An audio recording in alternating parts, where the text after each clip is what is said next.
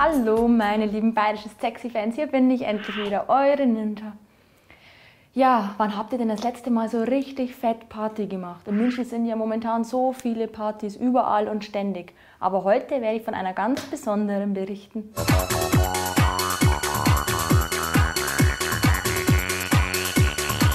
Und wir kommen zur Lösung von der letzten Hausaufgabe. Da habe ich euch gefragt, wo in München an der Isar startet immer die Nacktradeltour? Und die richtige Lösung ist am Flaucher. Herzlichen Glückwunsch an meine Gewinner.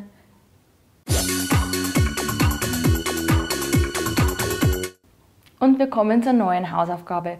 Ob in der 089 Bar oder im Pascha.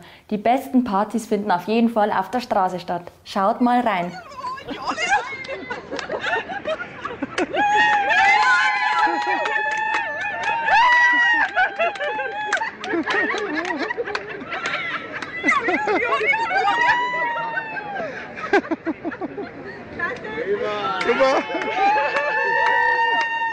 Und meine Frage, um welche Party handelt es sich denn in dem Video? Wer hat denn jetzt eine richtige Idee, eine passende Lösung für mich? Schreibt mir diese wie immer als Kommentar unter mein Video. Ich bin gespannt. Habt ihr auch schon mal so eine Party gemacht? Dann berichtet doch davon. Also ciao, bis zum nächsten Mal, eure Ninja. Jetzt kommt das Video. Geht's los? Heißt das Flaucher? Nochmal. Jetzt weiß ich nicht mehr, wie ich sagen soll. So, und jetzt kommen wir zur neuen Hausaufgabe. Gut aufpassen. Scheiße.